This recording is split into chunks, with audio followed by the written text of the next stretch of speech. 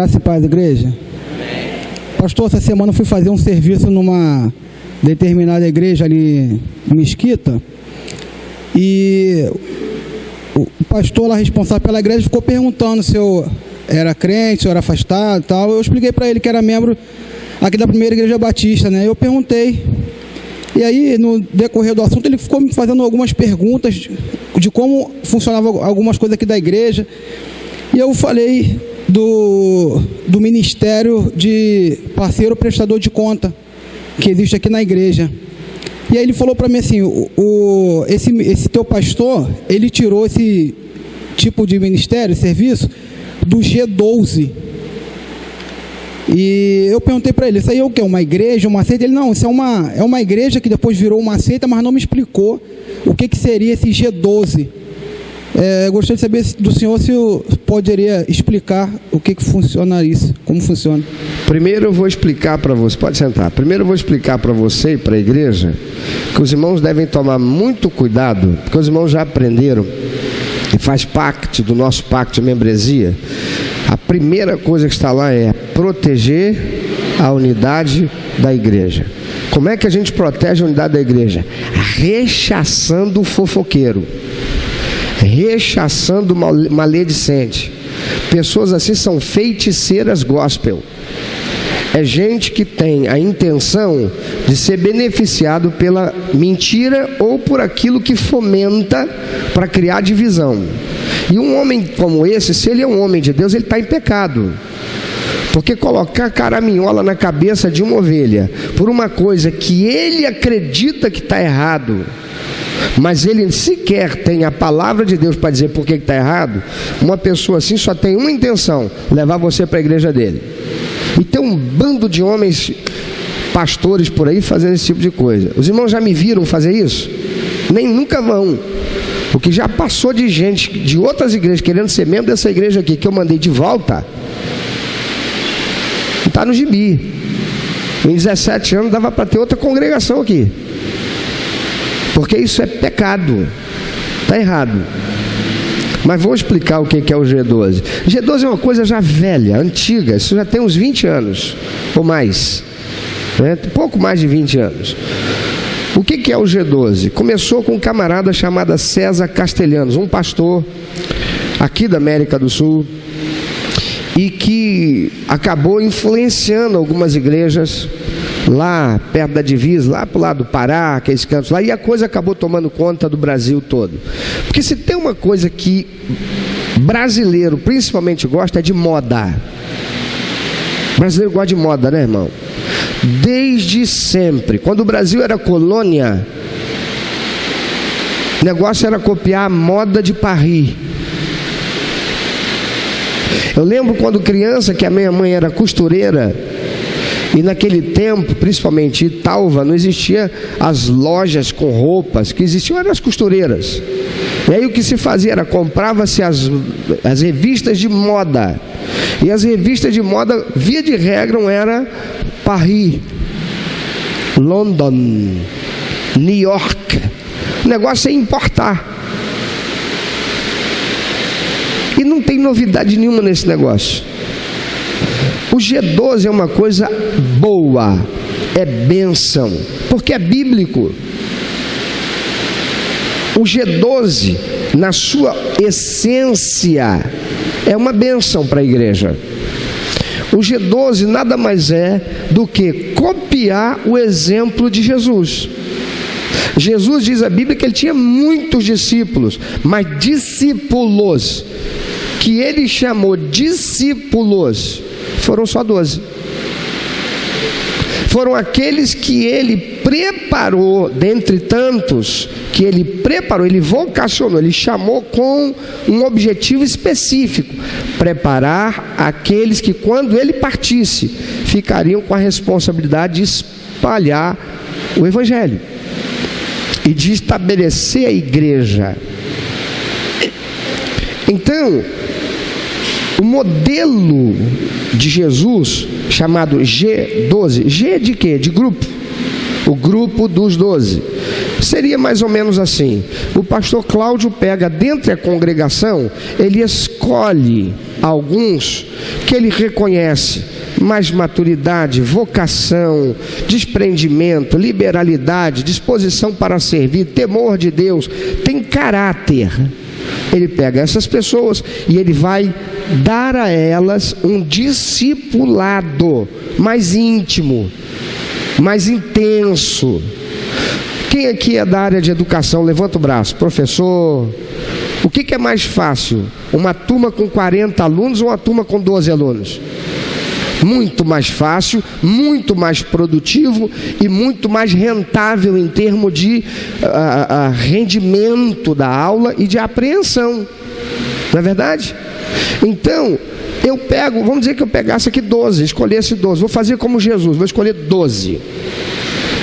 12 é o número que a própria ciência, a psicologia, por exemplo, reconhece, é um número que facilita esse tipo de situação, de você passar aprendizado. Mas poderia ser 10, poderia ser 5, poderia ser 15, mas 20 já começa a ser muito. Então, César Castellanos entendeu que ele deveria fazer isso. Ele fez na igreja dele. E aí o que ele fez? Eu vou pegar esses 12 e eu vou discipular esses 12, vou preparar esses 12, vou capacitar esses 12. Esses 12 vão ser capacitados e vão se tornar líderes, vão ocupar ministérios. Mas o que eu vou fazer com eles? Quando eles estiverem preparados, cada um deles vai pegar e vai constituir outros 12 dentro da congregação, em que eles também vão discipular, passando para aqueles aquilo que eu passei para ele. E assim a coisa seria multiplicada. E aí ele viu que a igreja teve um crescimento de maturidade bíblica e de conhecimento e de empolgação. Por quê? Porque as pessoas começaram a desenvolver algumas coisas. Fica muito mais fácil eu, num grupo pequeno, como por exemplo 12 pessoas, saber o nome de todo mundo, conseguir me relacionar com todos durante a semana, né? A gente se encontra, a gente vai tomar um café junto, muito mais fácil do que uma congregação com 200, com 50, com 100, com 1000, sim ou não? Então isso foi sendo fomentado. Também num grupo pequeno de 12, poderia existir uma manifestação dos dons à luz do que ensina Efésios, Coríntios e Romanos, em que um cuidasse do outro. Então o irmão está ali e ele está necessitado de alguma coisa. Os 12, o grupo dele, essa célula, passou a se chamar célula. Também não tem nada errado, porque a palavra de Deus diz que a igreja ela é o que de Cristo? Corpo. Corpo ele é formado pelo quê? Bilhões de células, né? Então que aquela célula, e uma célula sozinha, ela tem uma porção de elementos dentro dela. Você tem mitocôndrias, aí vai estudar. Enfim, eu vou dar aula de biologia aqui, né? Então essa célula, cada um vai cuidar um do outro. E ali, se o Espírito Santo quer, ali vai capacitar com um dom para uma coisa, o dom para outra, porque todos os crentes recebem dons se o buscam. Um dom existe, é o dom do testemunho do Evangelho.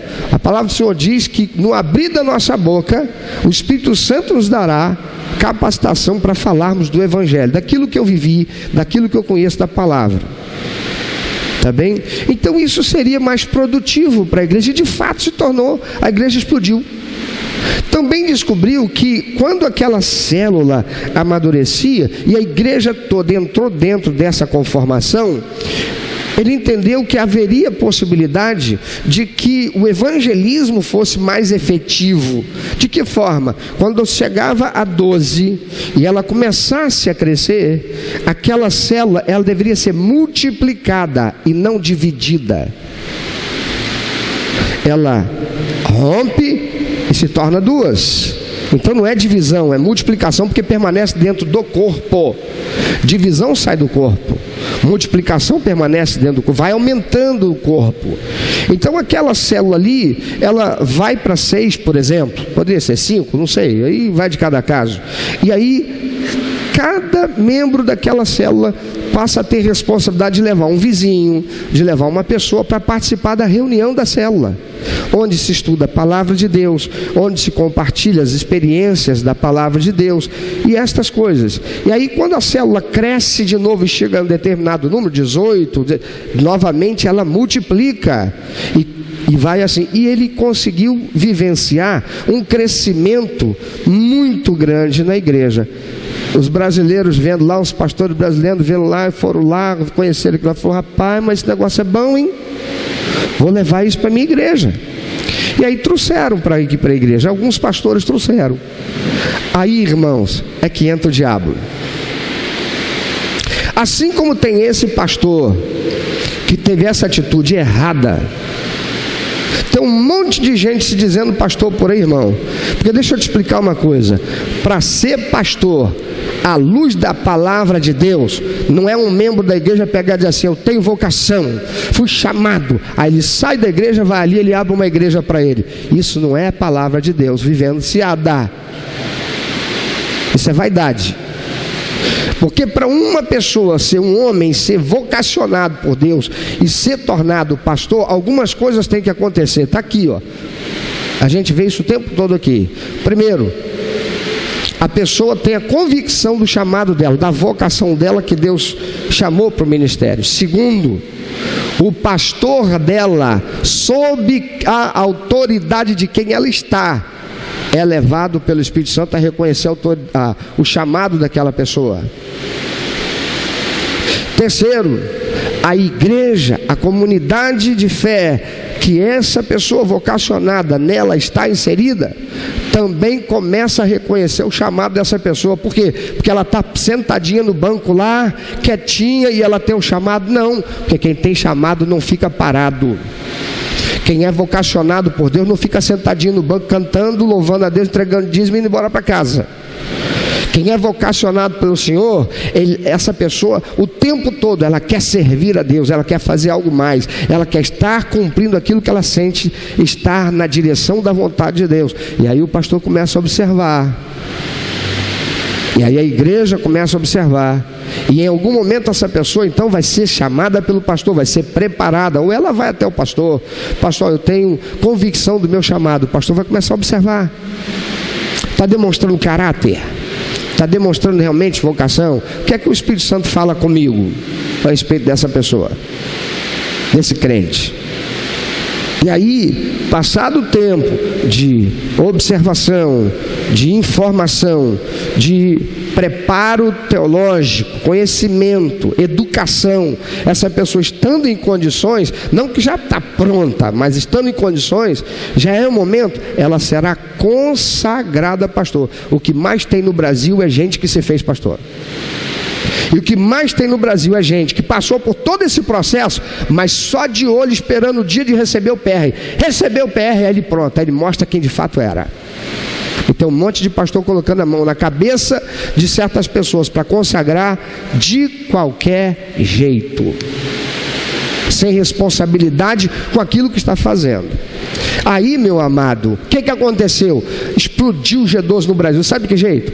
Aí o G12, que era uma bênção, uma ferramenta extraordinária de Deus, que não tem nenhuma dificuldade, não rompe com nenhum credo, com nenhum princípio batista, por exemplo, não rompe com a estrutura. É uma ferramenta abençoada de Deus, é de Deus, está aqui. Se foi efetivo, eficaz e eficiente para Deus, através de Cristo Jesus, que é Deus, para realizar na terra, e nós estamos aqui por causa disso, por que não pode voltar a ser? Ok? Só que aí começaram a colocar o elementozinho tupiniquim. Aí começaram a inventar. O G12 tem uma coisa que também foi desenvolvido pelo Castelhano, chamado encontro com Deus. O que é o encontro com Deus? Nada mais, nada menos do que o nosso RCV. Quem já foi no RCV? O que é o encontro com Deus? É um seminário intensivo em que a pessoa vai para lá e ela vai ter uma experiência de intimidade na palavra de Deus e no poder de Deus. A palavra do Senhor diz assim, ó: errais por não conheceres as Escrituras e o poder de Deus. A igreja se afastou muito do poder de Deus, e o poder de Deus está relacionado ao Espírito Santo, porque só ficou com a palavra, e a palavra não foi suficiente para tornar a igreja santa como ela deve ser. E aí a pessoa, no chamado encontro com Deus, ela tinha uma dose mais forte, desculpe usar aqui esse termo, né? Uma dose mais forte da palavra de Deus e do poder de Deus, e ela saía dali com a convicção: esse negócio de Deus é verdade, essa coisa de papel e tinta não é só papel e tinta não, esse Deus existe. Eu vivenciei isso, eu tive essa experiência. Eu tive essa experiência sobrenatural e não apenas a experiência da palavra, né? E a coisa foi uma bênção. Aí quando chega para o tupiniquim, para ele pegar e fazer o encontro com Deus, aí começam as heresias. Aí começou a tal da unção do leão. Vou dizer para os irmãos no que isso acabou de dar, para não me estender muito, tá bem? Algumas igrejas com esse negócio do G12, o pastor começou para fazer a massa crescer mais rápido. Porque o negócio é o seguinte: eu trabalhei com uma associação de produtores exportadores de frango. Naquele tempo, na década de 80, o Brasil foi o maior exportador de frango do mundo, passando a França e passando os Estados Unidos. Quando França e Estados Unidos perceberam que o Brasil estava batendo neles e ganhando muito com a exportação de frango, numa época que o mundo estava vivendo a crise do petróleo, o que aconteceu? Eles começaram a subsidiar os produtores de frango lá nos Estados Unidos e na França. Ou seja, o governo pegava e dizia assim: olha, nós vamos fazer o seguinte, nós vamos dar uma linha de crédito aqui, de juro a perder de vista, para que vocês possam produzir mais frango, porque a gente tem que exportar mais frango. E quem é que comprava mais frango? Os países árabes, que são muçulmanos. Muçulmano come frango, e muito frango. O Japão come muito frango. Os países asiáticos também muçulmanos. E aí o que acontece? Começaram a subsidiar. O Brasil começou a subsidiar também. Naquele tempo, amado, a guerra, a disputa para ver quem conseguia vender mais foi tão grande que passava pelo seguinte: ora, a gente tem uma demanda, mas nós explodimos a capacidade de oferecer. Só tem um jeito da gente conseguir aumentar a produtividade, é se a gente conseguir fazer o frango ficar pronto para o abate em menos tempo. Aí sabe o que fazia? Hormônio. O Brasil importava um hormônio, se eu não estiver enganado, o nome é metionina. E esse hormônio que era importado da França, se eu não estou enganado também, da DuPont. E aí, esse hormônio era colocado na alimentação do frango. E um frango que antes chegava a 35 dias em condição de abate para poder exportar, chegaram a fazer o frango de pintinho chegar ao abate em 27, 28 dias. Irmão, você não tem ideia do que a gente come no frango hoje. A gente está comendo frango e muita gente está morrendo com câncer, porque não é só frango não, é tudo. Toma ali hormônio. O brasileiro que faz isso também na vida cristã. Aí começa com os modismos, porque a massa cresce, mas eu quero fazer a massa crescer mais rápido ainda. Aí começaram a inventar as tal das unções. Aí veio unção do leão, que a pessoa lá, e o pastor está lá, e a ministração da unção, que a unção cai, e tal, e a unção do leão. Aí começou o crente dentro da igreja: uau, eu estou na unção. Eu não estou brincando, fazendo isso que eu estou falando, fazendo aqui. Eu estou repetindo o que se via dentro das igrejas. A pessoa se arrasta, andando de 4 pelas igrejas, dizendo: uau. Sério, irmãos, começou a tal da unção de demarcação de território, porque nós temos que conquistar o território. Você recebeu unção de conquista. Aí, até mulher, eu não estou brincando não. Um pastor que testemunhou para mim, eu vi acontecer, ele falou, lá em Brasília, Está passando, está lá conversando numa concessionária, uma senhora de saia, chegou, olhou para um lado, olhou para o outro, abaixou e, igual cachorro, fez xixi na roda do carro que estava lá na exposição. Sabe o que é aquilo ali? Unção de conquista. Esse é meu. Começou essa loucura. Aí Satanás, que sabe como fazer, estragar na cabeça das pessoas uma coisa boa, tornar ela maldita, não é? Isso daqui até um tempo atrás, isso aqui só se via dentro de centro de macumba, sim ou não? Aqui dentro da igreja. Então começou a fazer os próprios crentes tornar maldito uma coisa que Deus fez para ser santa, uma bênção, uma ferramenta extraordinária de edificação da igreja e de expansão do evangelho. Para ganhar almas, começou a se tornar uma coisa bagunçada, espúria, herética. E infelizmente nós temos muito mais facilidade para ver o que é errado do que ver o que é certo. E aí, alguns pastores, aleluia, renomados, começaram a sentar o cacete no G12 para dizer que G12 era coisa do diabo. Poxa vida, chamou Jesus de quê? Foi ele que começou esse negócio. E falou um monte de coisa a respeito do G12. Entendeu? E aí, muitos pastores acabaram, inclusive, sendo desligados da denominação, da Convenção Batista Brasileira. Vários pastores, homens de Deus, começaram a ser desligados da convenção, da ordem dos pastores. Por quê? Porque estavam aplicando a ferramenta. E a igreja estava crescendo, mas sem bagunça, sem heresia. E a coisa foi indo. Aí, se uma igreja, o pastor, não aplicava o G12, a função foi assim: minha igreja não vai ser G12, não, vai ser uma igreja com células. Aí ele pegou, pronto, o pau quebrava em cima da cabeça dele, da convenção, ordem dos pastores, porque está indo para o lado do G12. Agora os irmãos vejam o absurdo. Quantas mulheres estão aqui de calça comprida? Levanta o braço. Há 40 anos atrás vocês seriam sido excluídas, porque vocês estão com calça comprida. Mas a convenção não exclui mais ninguém, igrejas da convenção não excluem mais ninguém, nenhuma mulher, porque está de calça comprida. No ano de 2000, eu fui participar do congresso da Ordem dos Pastores Batistas do Brasil, da Convenção Batista Brasileira, no Sesc em Guarapari. A temática era os dons espirituais, o Espírito Santo e a igreja. Quem estava lá? Ralph Neighbor. Sabe quem é Ralph Neighbor? Pastor batista americano. E você sabe quem é esse homem? Esse homem foi quem influenciou Paul Yang-cho. Alguém já ouviu falar em Paul Yang-cho? Pastor de uma, se não há, maior igreja do mundo, na Coreia.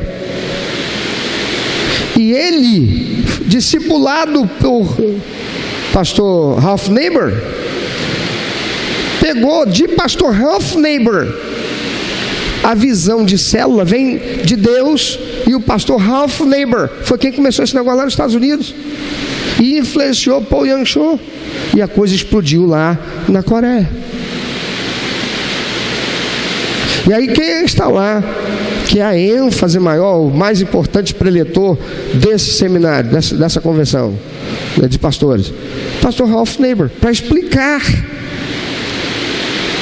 E estava lá pastor Nilson do Amaral Fanini, pastor Edgar Barreto Antunes, a diretoria da convenção, todo mundo sabe de lá fazer o quê? Aquilo que todo mundo já sabia: o Espírito Santo existe. Ele é Deus com o Pai, com o Espírito Santo, com Jesus Cristo. Está na nossa declaração de fé e doutrina da Convenção Batista Brasileira. E a gente só precisa ter maturidade e aprender de separar o que é heresia do que é bíblico. A gente aplica o que é bíblico e o que é herético a gente joga fora. Ou o pastor Paulo não ensinou, examina tudo, retém o que é bom. Por que a gente vai ver que tem uma coisa que é boa e joga tudo fora? Então, meu amado, dizer hoje, porque a igreja sua está no G12. Se disserem que a nossa igreja está no G12, diz assim: é mesmo? Não. Então tá. Acabou. O apóstolo Paulo ensina a gente a fazer o seguinte: foge de discussão tola. Não vai mudar nada. Ele vai continuar na igreja dele lá, você vai continuar aqui. Isso vai dar em que essa discussão? Larga isso para lá. Deixa ele acreditar no que ele quiser. Se ele estiver acreditando numa coisa, se for certa, e ele for para o céu e for diferente da gente, glória a Deus. Pastor Bruno está aqui, é fluminense. Esse infeliz vai para o céu junto comigo. Eu sou flamenguista. Olha aí. Deixa para lá, rapaz. Eu quero convencer ele, não se convence. Deve ser porque ele é mais velho que eu, não sei. Não é? Dizem que galo velho é mais difícil de cozinhar, né? Então, está entendendo, meu príncipe? Entenderam, irmãos? O problema todo está no que as pessoas fazem. E aí o crente que não tem conhecimento da palavra de Deus vai pela cabeça, às vezes, de determinadas personalidades da denominação, que nada mais são do que gente cheio de ranço. E alguns que são PR, tem lá PR, chama de pastor, mas nunca pastoreou uma igreja, só que está na denominação, faz parte lá de liderança, nunca teve que dobrar o joelho e orar e clamar a Deus por uma vida que ele toma conta, que ele pastoreia. E ficam aí ditando, dizendo, querendo dizer, porque tem cheio de diploma na parede, de doutor não sei o que, doutor não sei o que lá, que para Deus isso tudo é lixo. Porque se não tiver uma vida consagrada, não tiver aqui, pode ser doutor do que for. Então, os irmãos, o que nós precisamos é conhecer a palavra de Deus. Se a gente conhecer a palavra de Deus, vocês serão crentes bereanos. O pastor vai estar daqui pregando, vai estar daqui ensinando, e você vai estar dizendo assim: de fato, Deus está dizendo isso aqui. Agora, se você não estuda a palavra de Deus, se você não lê a Bíblia, se você é crente secularizado, acostumado com as coisas desse mundo do jeito que é, se você é crente de igreja, de televisão, você vem para a igreja para dar a Deus um culto, que você dá de qualquer jeito que Deus não recebe, acredita que só deve fazer autoexame se for dia de ceia, então entra no culto de qualquer jeito e dá para Deus um culto, você canta, entrega a oferta, mas Deus não está recebendo isso, nada disso como da adoração, porque está todo sujo, não é?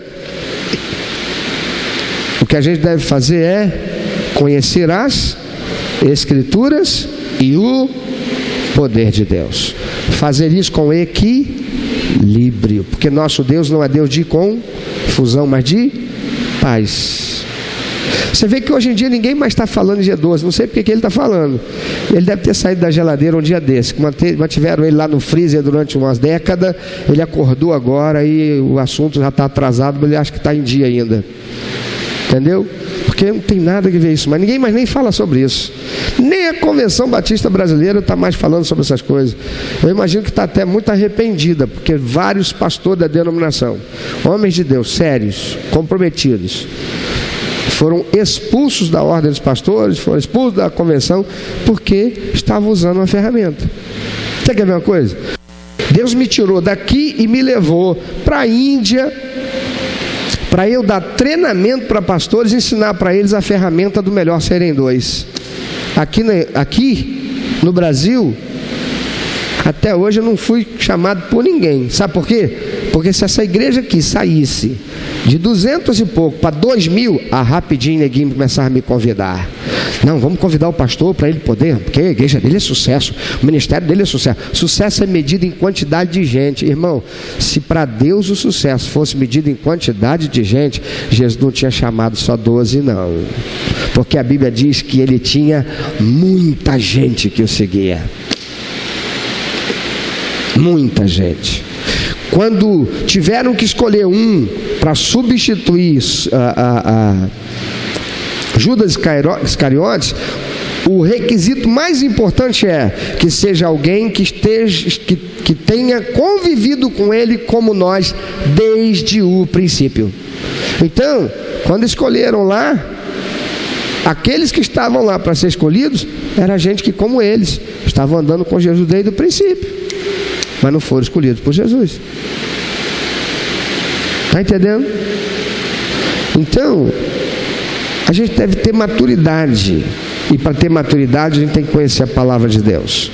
experienciar a palavra de Deus, viver a palavra de Deus. E assim fazendo, nós vamos ter maturidade, harmonia, e a harmonia gera crescimento. Se nós não estamos aqui crescendo exponencialmente, é porque para isso acontecer, é preciso primeiro haver maturidade. Crescimento sem maturidade, irmão, não tem aprovação de Deus, não tem a chancela de Deus. Não tem. Não tem.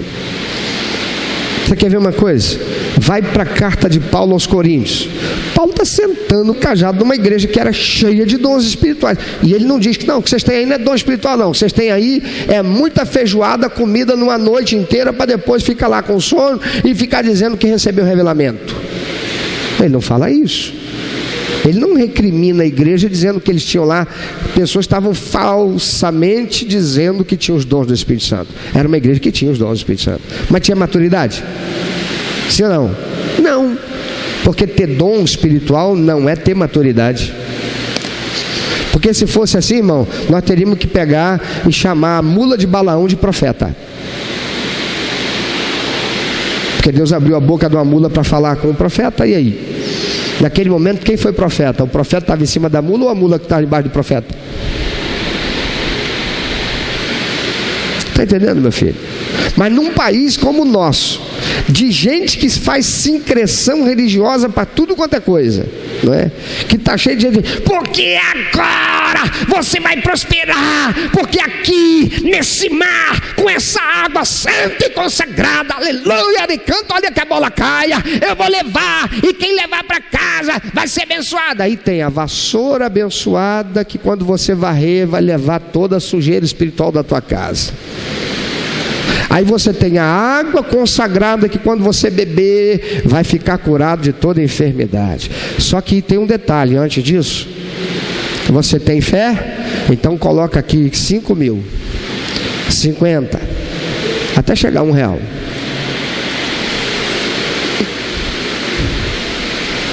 Para um país em que as igrejas que mais crescem são aquelas da vassoura consagrada, da água consagrada. Irmão, eu só não vi ninguém ainda arrancar cabelo do profeta para dizer, porque agora quem vai? A unção está no meu cabelo. Qualquer hora eu falei, qualquer hora dessa vai surgir. Vão dizer, pô, peguei essa lá do pastor Cláudio, essa aí não tinha pensado ainda, hein? Porque para as pessoas estarem indo no lugar e ó, igual o cachorro, porque isso aqui está marcado, marquei meu território, isso é meu, tá, minha conquista. Gente de dentro de igrejas, por causa dessas heresias que andam por aí como vento de doutrina. E tem um monte de gente que já saiu de igrejas sérias para ir para essas igrejas, para quebrar a cara depois de dar muito dinheiro e não ver nada acontecer. Está entendendo, meu príncipe? A gente precisa tomar muito cuidado. Se nós conhecermos a palavra de Deus, se você não for preguiçoso, e tal como a mensagem de Deus pelo profeta Ageu, que foi pregado ontem lá, nós nos esforçarmos e trabalharmos, o Senhor será conosco. Então eu vou tirar o meu tempo da minha hora tranquila para ter a minha hora tranquila quando eu vou ler a palavra de Deus. Eu vou orar para falar com Deus, eu vou buscar direção de Deus. Porque se você tem a palavra de Deus dentro de você, meu amado, no momento que você precisar, o Espírito Santo vai trazer a sua memória. E é naquele momento que você mais vai precisar. E você vai ser útil nas mãos de Deus. Se não para abençoar a sua própria vida, para abençoar a vida de alguém. Amém, irmãos? Eu respondi. Que bênção. Que bênção.